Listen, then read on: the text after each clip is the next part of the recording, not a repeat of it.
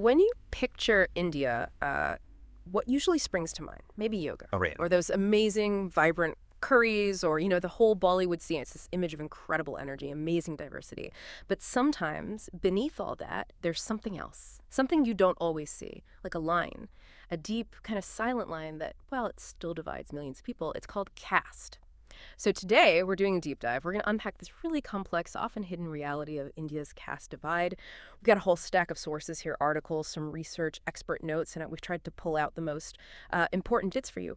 Our mission, really, is to help you get a handle on not just what caste is, but how it deeply shapes everyday life, politics, even how the world sees India. Because this isn't just some dusty old history lesson, you see. It's very much alive, a social reality that's still evolving right now. That's absolutely key. You hit it right there.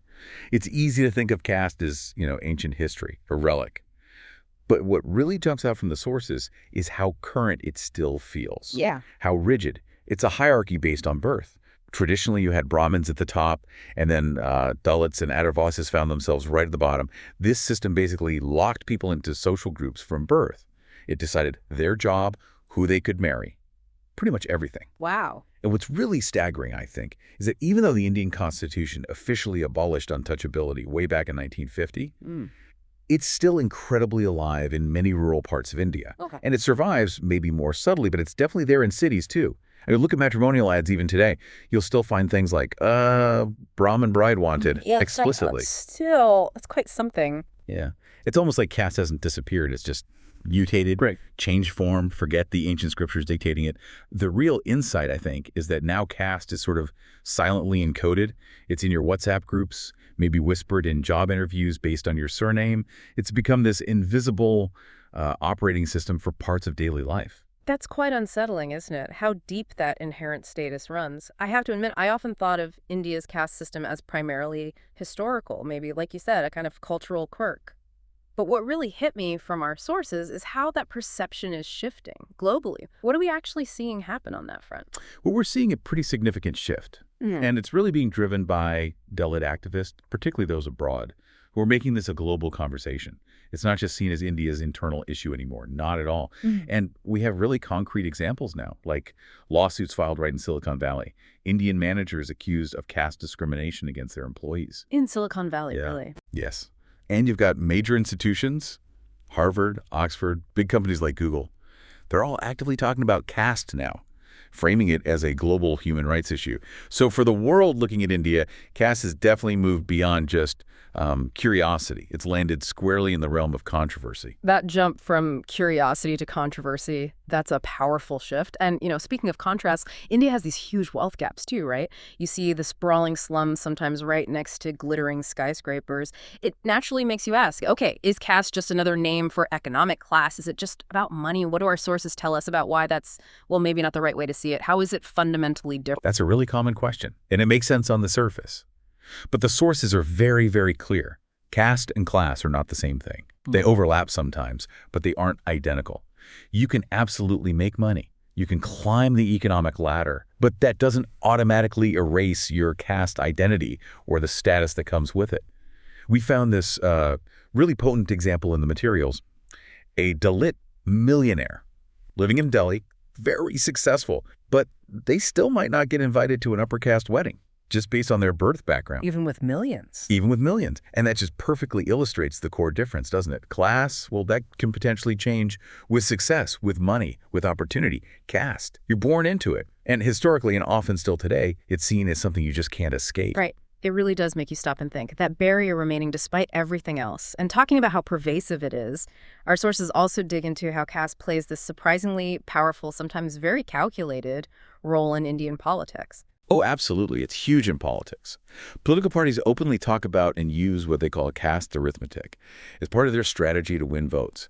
You hear these terms thrown around all the time, the Dalai Vote Bank, mobilizing the other backward classes, or OBCs, watching out for an upper caste backlash. So it's explicit. Very much so. These aren't just like academic terms. They reflect real on-the-ground strategies.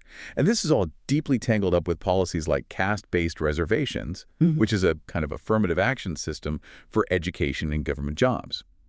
Now, this is super contentious. On one side, the pro argument is clear. It's about providing opportunity to groups who have been marginalized for centuries. Okay, that makes sense. But the con side is that these policies often spark real anger among groups who don't benefit. They feel it's unfair, that it overlooks merit. This fuels this really intense emotional debate in India, often framed as merit versus social justice. It divides people deeply. So the bigger picture here, almost every vote cast in India isn't just a simple choice between parties or policies. It's also inevitably a caste equation. Wow. It sounds like it's just woven into the absolute fabric of society. Even in places maybe you wouldn't expect it as much. There's this common idea, almost an urban myth, isn't there, that in the big modern cities, caste has basically disappeared, faded away.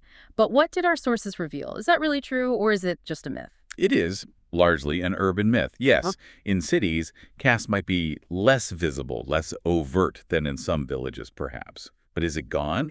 No. It's very much present. We see it operate in these subtle but still pervasive ways. Think about college hostels, for instance. You'll often find students tend to stick together, self-segregate based on their regional or community backgrounds, which often aligns with caste. Hmm. Or job interviews. A surname can still act as a signal, revealing someone's caste background. Hmm.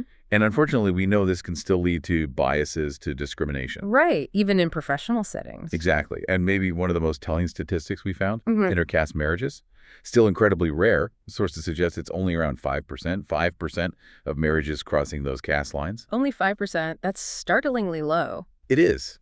So, while urban India presents itself as modern, progressive, caste is still there, hiding in plain sight, you could say. That really is a revelation. And it brings up another big question. Do these lines, these divisions, do they stop at India's borders? What happens when people from India move abroad to the US, UK, Canada? Do these caste issues travel with them? Yes, they absolutely do. That's another key finding. These caste issues travel with the diaspora, with non-resident Indians or NRIs. Many Indian communities abroad, consciously or unconsciously, carry these divisions with them. Sometimes they end up recreating similar social hierarchies in their new countries. So it's being replicated overseas. To some extent, yes. And it's becoming visible enough that, for instance, several universities in the U.S. have now actually added caste to their official anti-discrimination policies, alongside race, religion, gender. That's a huge step, isn't It's a very significant development. And it's actively challenging that long-held image of Indians abroad as just the model minority. It adds a layer of complexity that wasn't always acknowledged. Yeah, that's a truly global ripple effect, redefining narratives.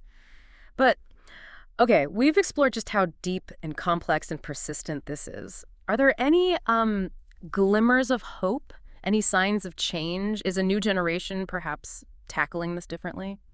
Absolutely. There are signs of hope. The sources definitely point towards that. There's a real sense that young India is slowly but surely starting to reject caste, or at least question it much more openly. You see this happening through intercaste relationships and friendships becoming more common, even if marriage rates are still low. You see it in startups trying to build more egalitarian workplaces, breaking from older norms, and in shared struggles, people coming together across old lines. That's encouraging. It is. And social media has been huge here. It's given a massive platform to Dalit voices, to feminist icons who challenge these structures, bringing stories and perspectives to light that were, frankly, buried for generations. Think about writers like Siddhartha Gidla or Anand Teltunde. Their work is reaching global audiences. And platforms like Dalit History Month online. They're actively reshaping the narrative. So, yeah, the optimistic view, the hope, is that maybe Gen Z doesn't just want to break caste. Maybe they want to eventually erase it. That is a powerful and definitely hopeful thought to consider as we wrap up. Look, India's rise, its place on the world stage, it's undeniable, isn't it? The technology, the talent, that incredible culture we started with, it's all there. For sure. But, and this is the crucial from our sources, unless India can really grapple with and start to win this war within itself, these deep, deep fault lines of caste and class, its success story will always carry these shadows. Because true global leadership, real influence, Right. it isn't just about having the best tech or the most billionaires, is it? No. It comes from something much more fundamental. Which is It comes from equality. Really think about that for a moment.